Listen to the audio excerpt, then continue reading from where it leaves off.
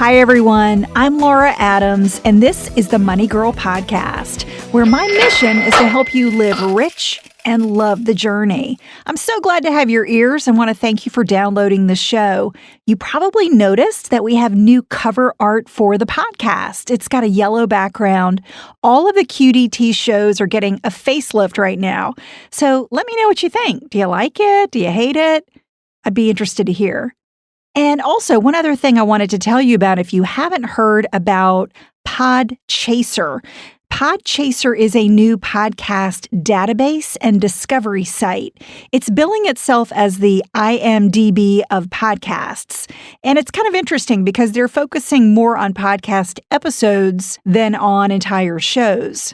You can find popular and trending shows, follow specific hosts, producers, guests, IMDb style across shows. So I hope you'll check out Money Girl there and leave a rating and a review. You can go to podchaser.com/moneygirl or just go to Podchaser and then search for Money Girl in the search bar at the top.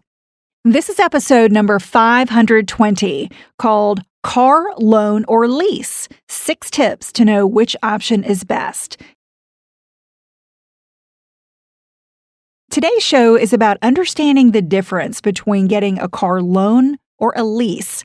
And I think this is a really important topic because for many of us, the cost of financing or leasing a vehicle is one of your largest monthly expenses.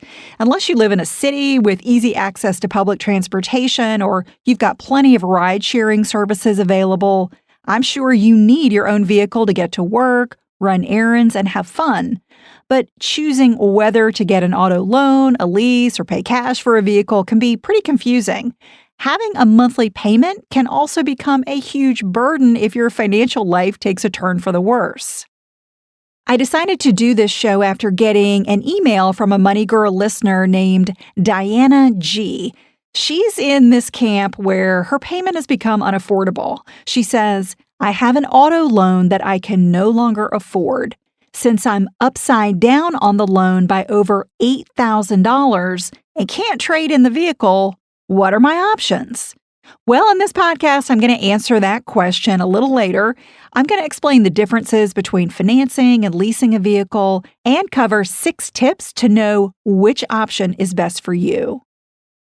So let's start by talking about buying a car.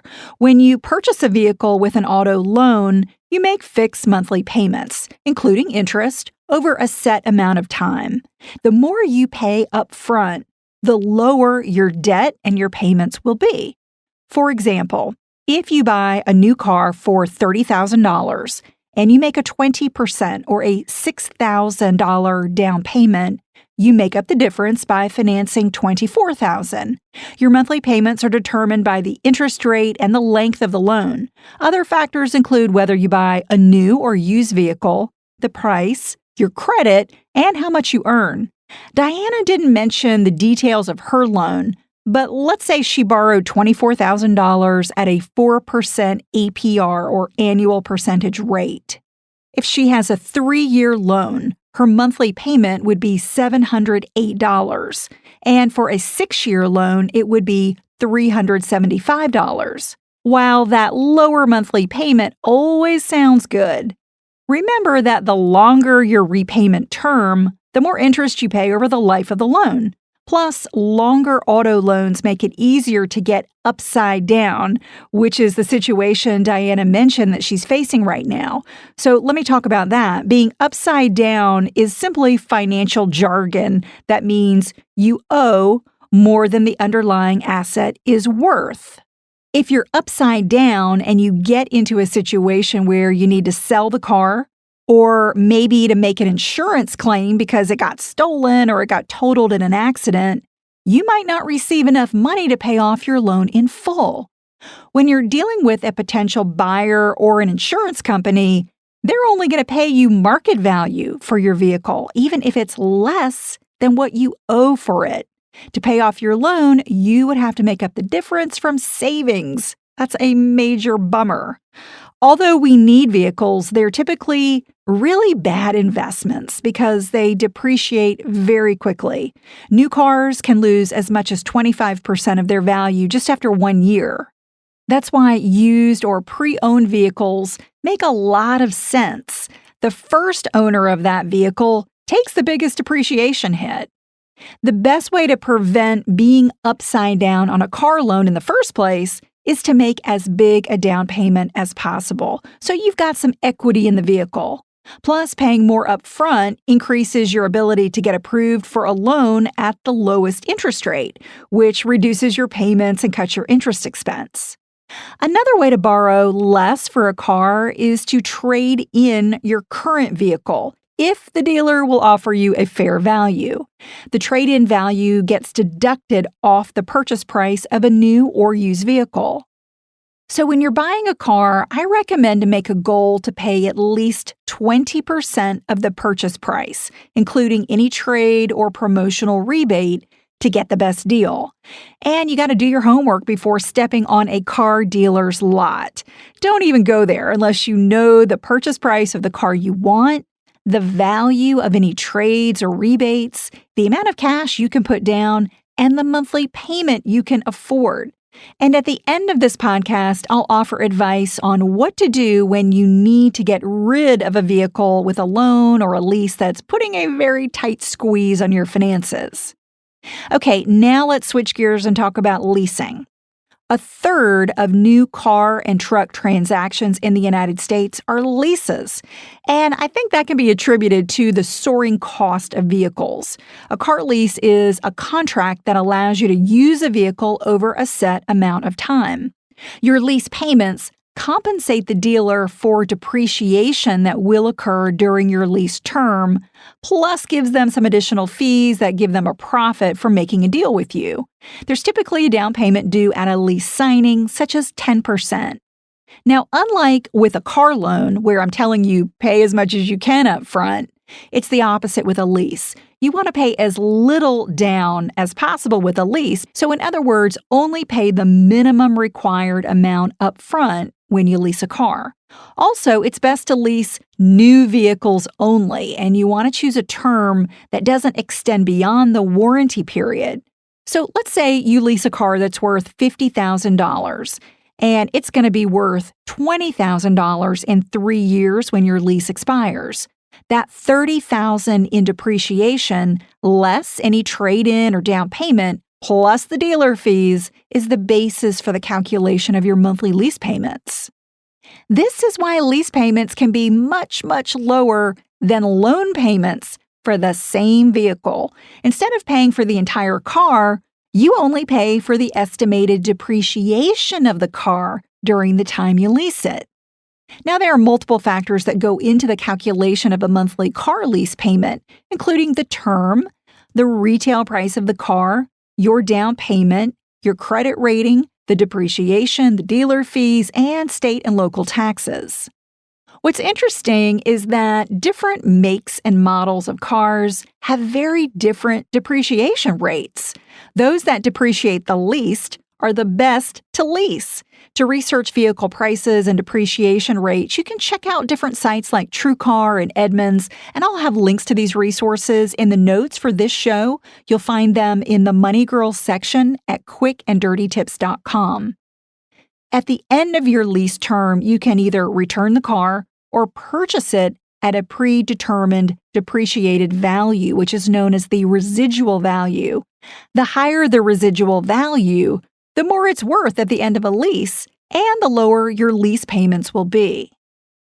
Now that you know that leasing a car means having little or no equity with relatively lower payments, and getting a car loan means having partial equity but with higher payments.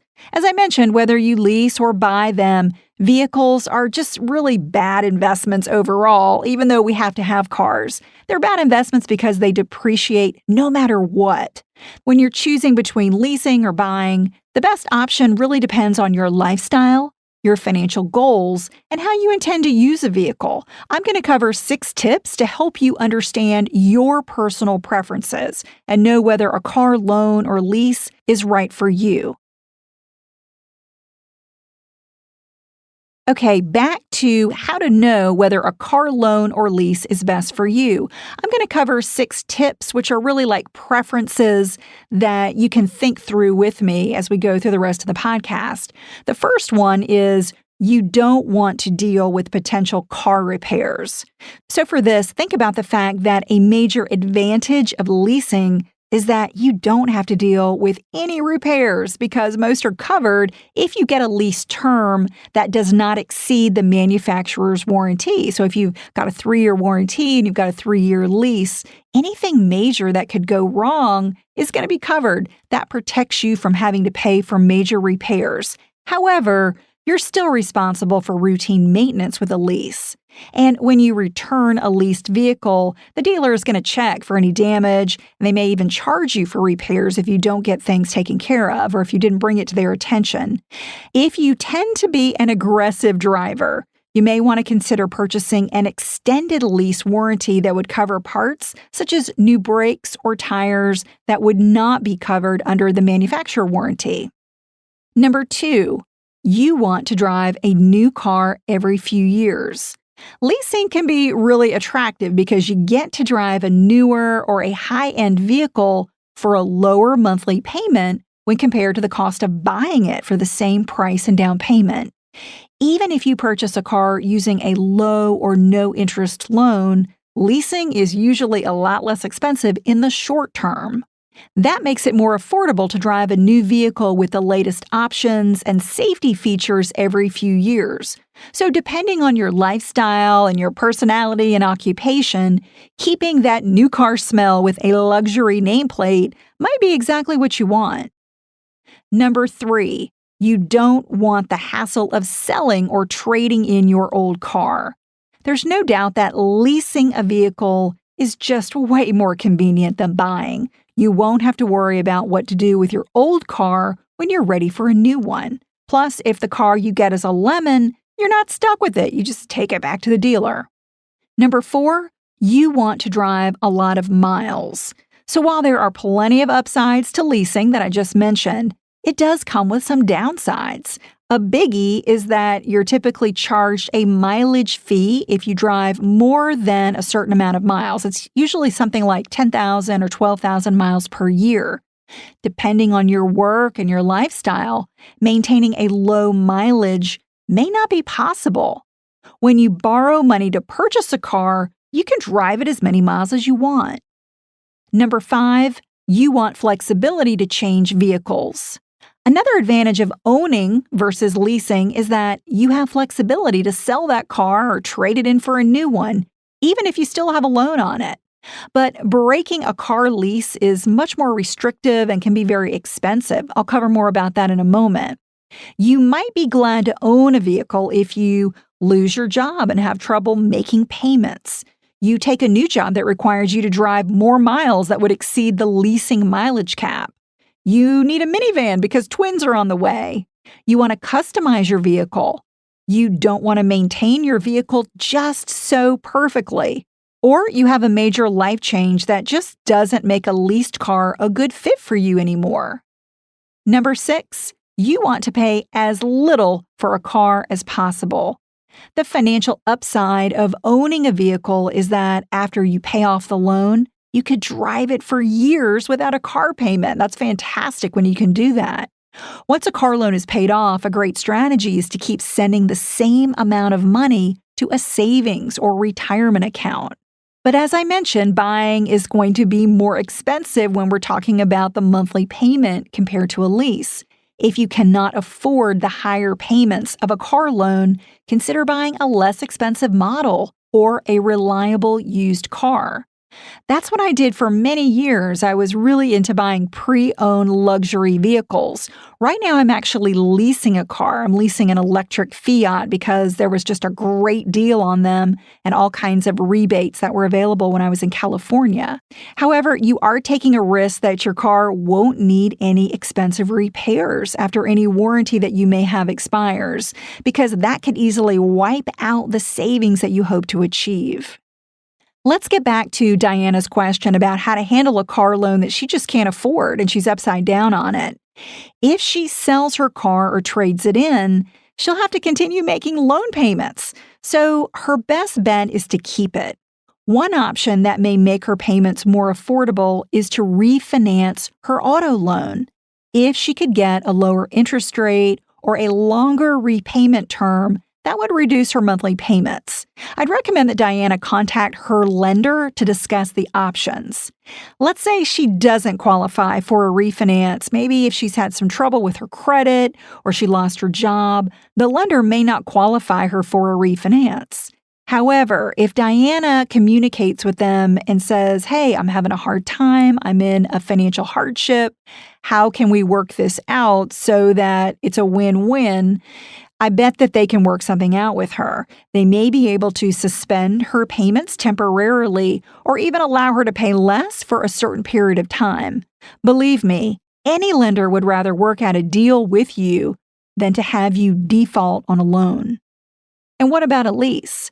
Well, if you've got a car lease that becomes unaffordable, you want to review your contract and speak to the dealer so you understand the full cost of breaking a car lease. Here are 3 options that you can consider if you're thinking about getting out of a car lease early. Option number 1 is return the car. Returning a lease car to the dealer before the end of a lease is never a wise move because you're still on the hook for payments.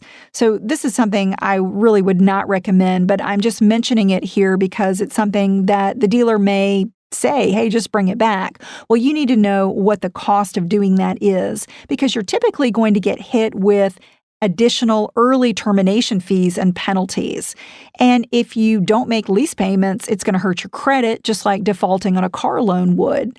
So if you've got to pay those lease payments, well, you might as well keep the car and use it. Option number 2, if you are looking at getting out of a car lease early, is to buy the car. Whether you should buy a car during a lease or at the end of the term depends on what price the dealer offers you. If the vehicle's market value is higher than the price, buying might be a good idea. But if the car is worth less than what the dealer asks, it's obviously a bad idea to buy it. The third option you have is to transfer the car lease. Transferring your car lease is really the best option, but it's not always a slam dunk. It's also called a lease trade or a lease assumption. It can be very affordable, and doing that does not hurt your credit. A lease transfer is when one person takes over the payments of a leased vehicle with the approval of the leasing company, and they assume all the rights and responsibilities of the original agreement. The person with the lease is called the seller, and the person who wants to assume the lease is called the buyer. Sites like leasetrader.com and swapalease.com allow you to advertise your vehicle and lease to prospective buyers. People who want to get out of a lease are matched up with people who want to take over a lease for the remainder of the term. And I'll put the links to those resources in the notes for the show. But you need to find out what's allowed under your existing contract. If your leasing company does allow transfers, you'll have much more flexibility if you need to get out of that lease early. So to sum up, if you like the benefits of leasing, it does offer a more carefree lifestyle where you don't have the headaches of ownership. But if long-term cost savings is your primary objective, then you should buy a car and drive it until the repair costs begin to exceed the cost of replacing it. Remember that leasing is just another form of financing. So it's still very important to negotiate the price of the car, which is known as the capitalized cost, just like you would if you were buying it. You want to focus on the capitalized cost more than the amount of your monthly payment. And you can use some online tools to help you crunch the numbers. I'll put a link to an auto buy or lease calculator in the notes for the show. And again, they're at quickanddirtytips.com in the Money Girl section. I want you to keep listening, learning, and leveraging your resources to grow richer every single day. One way to keep the conversation going is to join my private Facebook group called Dominate Your Dollars. Text the word dollars to the number 33444 and subscribe to my weekly email. Each week I send out a free short email that's filled with tips, tools, and recommendations that I think you'll enjoy. And to get that email, text GET UPDATES with no space to that same number, 888-883-3444. If you're enjoying the show, I would love to know that. You can take a minute to submit a quick 5-star review on iTunes or do it on Podchaser, as I mentioned at the top of the show. I read all the reviews, and if you've already submitted one, I want to thank you. It really means a lot to me to get your feedback. If you want to find older podcast episodes, you'll find the full archive of shows along with all the show notes on the Money Girl section at quickanddirtytips.com. And by the way, if you've got questions, comments, suggestions for future show topics, send them my way. You can reach me on Twitter at Laura Adams, or you can reach me on my contact page at lauradadams.com. That's all for now. I'll talk to you next week, courtesy of Money Girl, your guide to a richer life.